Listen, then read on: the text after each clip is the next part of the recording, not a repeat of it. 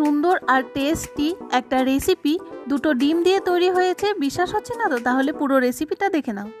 দুটো ডিম আর পটল দিয়ে এই রেসিপি তৈরি করলে এক থালা ভাত, পরোটা, রুটি এক নিমেষেই খেয়ে নেওয়া যায়। চলো দেখা যাক রেসিপিটি কিভাবে তৈরি করছি। Welcome back to my channel নিপার ঘর সংসার। নিপার ঘর সংসার আরেকটি রেসিপিতে তোমাদের অনেক অনেক স্বাগত। ভিডিওটা স্কিপ না করে পুরো ভিডিওটা দেখবে। এখানে আমি কতগুলি পটল নিয়েছি, তোমরা তোমাদের পরিমাণ অনুযায়ী নিয়ে নেবে। পটলটা আমি দুভাগ করে নিয়েছি। বাইরের দিকটা একটু চাকু দিয়ে চেঁচে নিয়েছি। ভেতরের শাঁসটা আমি একটা স্পুনের সাহায্যে সুবিধার জন্য আগে থেকেই বের করে রেখেছি। তোমাদের দেখানোর জন্য দুটো পটলের চির আমি রেখেছি। এই যে একটা স্পুন দিয়ে এভাবে হালকা করে স্প্রেস দিয়ে এই শাঁসটাকে বের করে নিতে হবে। খুব আস্তে আস্তে পটলের শাঁসটা বের করতে হবে। প্রেসারটা হাতে দিতে হবে। পটলের মধ্যে দিলে পটলটা ফেটে যেতে পারে। এই পটলের শাঁসটা ফেলে দেবে না। এটা আলু, পেঁয়াজ, কাঁচা লঙ্কা, কালো জিরে ফোড়ন দিয়ে এটাকে ভেজে খেতে পারো, বা পেঁয়াজ, রসুন, কালো জিরে, কাঁচা লঙ্কা দিয়ে বাটা করে খেতে পারো। দুর্দান্ত টেস্ট হয়। এবারে পটলগুলোতে 1 চামচ হলুদ আর একটুখানি নুন দিয়ে ভালো করে মাখিয়ে নিতে হবে। পটলের দু সাইডেই নুন হলুদ ভালো করে মাখিয়ে নিতে হবে। নুন হলুদ ভালো করে পটলের মধ্যে মাখানো হয়ে গেছে। এবার একটা বাটি বা বোল নিয়ে তার মধ্যে আমি মাঝারি সাইজে দুটো কুচি কুচি করে পেঁয়াজ কেটে দিয়েছি। পেঁয়াজটা যত ছোট কাটা হবে তত ভালো হবে। আর দিয়েছি একটা দানা ছাড়িয়ে টমেটো কুচি। টমেটোটাও খুব ছোট ছোট করে কাটতে হবে। আর দিয়েছি 4 থেকে 5টা কাঁচা লঙ্কা কুচি। টমেটো, পেঁয়াজ, কাঁচা লঙ্কা ভালো করে মিশিয়ে নিতে হবে। এবারে এর মধ্যে দুটো ডিমকে ফাটিয়ে দিতে হবে।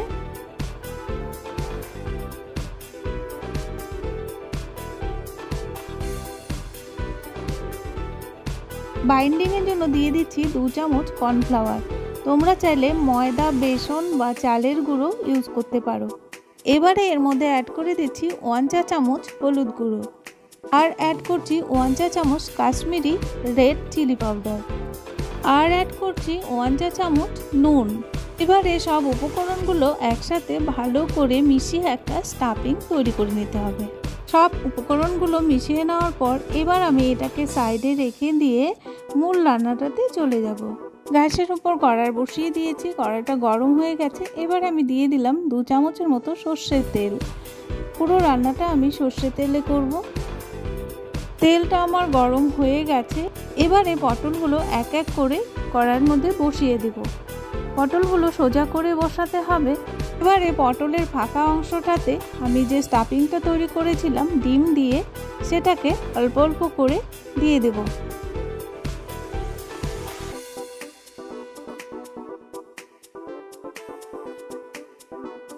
ফ্লেমটাকে ডিম করে 2-3 মিনিটের জন্য ঢাকা চাপা দিয়ে রাখতে হবে। তাহলে পটলের ভিতরে ডিমটা একদম সেট হয়ে যাবে। ফিরে এলাম 2 মিনিট পর।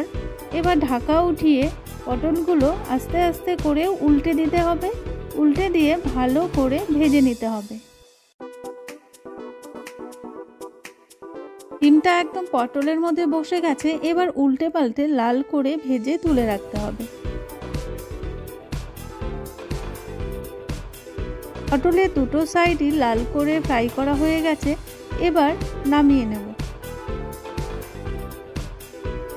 নেক্সট ব্যাচেও আমি বাকি পটলগুলো একই প্রসেসে ভেজে তুলে রাখবো।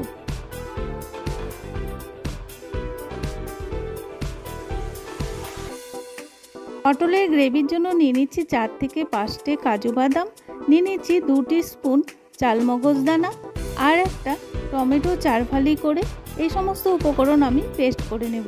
এবারে কড়াইয়ের মধ্যে দিয়ে দিচ্ছি 3 থেকে 4 চামচ সর্ষের তেল, দিয়ে দিচ্ছি 2টো তেজপাতা, দিয়ে দিচ্ছি 2টো গোটা শুকনো লঙ্কা। তেজপাতা আর শুকনো লঙ্কাটা আমি 2 থেকে 3 সেকেন্ড ফ্রাই করে নেব। এবারে দিয়ে দিচ্ছি 1 ইঞ্চি মতো দারচিনি আর 2টো এলাচকে থেতো করে।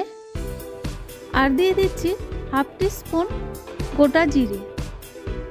আর দিয়ে দিচ্ছি 3-4 দানা রসুন কুচি। এই সমস্ত উপকরণ ভালো করে ফ্রাই করে নেব।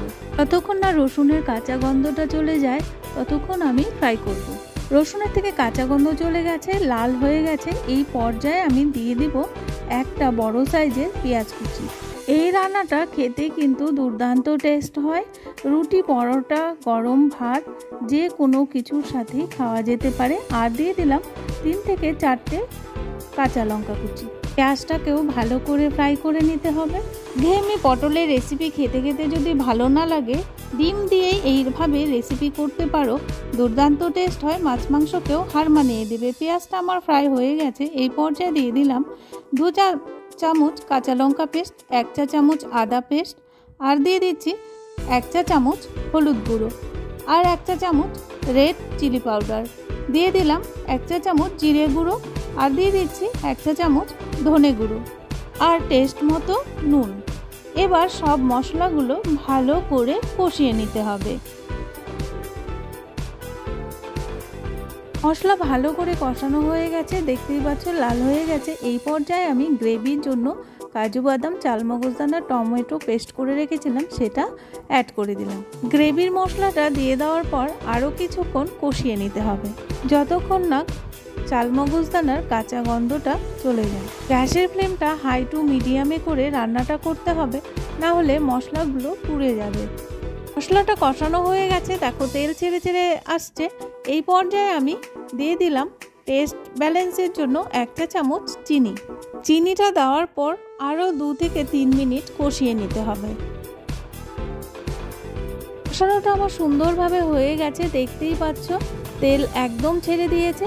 এই পর্যায়ে আমি গ্রেভির জন্য যে মশলা পেস্ট করেছিলাম সেই বাটি করে 1 বাটি জল দিয়ে দিলাম। এখানে বেশি জল দেওয়ার দরকার নেই, খুব অল্প জল দিতে হবে, কারণ পটলের গ্রেভি হবে আর পটলটা ফ্রাই করার সময়ই ভালো সফট আর সেদ্ধ হয়ে গেছে। এবারে 2 মিনিটের জন্য ঢাকা চাপা দিয়ে ফুটতে দিতে হবে। ফিরে এলাম 2 মিনিট পর। ঢাকা চাপা সরিয়ে একটু নাড়িয়ে দিতে হবে, তারপর ভেজে রাখা পটলগুলো একে একে দিয়ে দিতে হবে।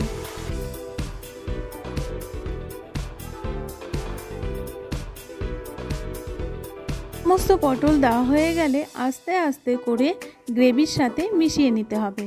রোজ রোজ সবারই একই রকম খাবার খেতে ভালো লাগে না, তাই ডিফারেন্ট কিছু আমরা যদি রেসিপি তৈরি করি তাহলে এক নিমেষেই কিন্তু ভাত শেষ হয়ে যাবে, এর সাথে রুটি, পরোটা সব কিছুই খাওয়া যেতে পারে।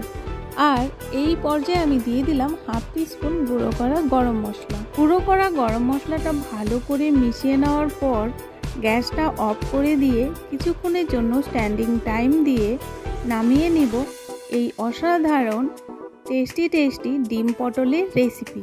গ্যাস অফ করে দিয়েছি, 2 মিনিট ঢাকা চাপা দিয়ে রাখবো, তারপর নামিয়ে সার্ভ করে দিব। তোমরা দেখতেই পাচ্ছ কতটা সুন্দর হয়েছে দেখতে, আর খেতেও কিন্তু আরও টেস্টি হয়েছিল। সবাই চেটে পুটে খেয়েছে আর সবাই প্রশংসাই করেছে। তোমরা যারা বাড়িতে এখনও এই ডিম পটলের রেসিপি ট্রাই করোনি, অবশ্যই ট্রাই করো একবার হলেও। তারপর আমাকে কমেন্টস করে জানিও এই ডিম পটলের রেসিপি খেতে কেমন হয়েছিল।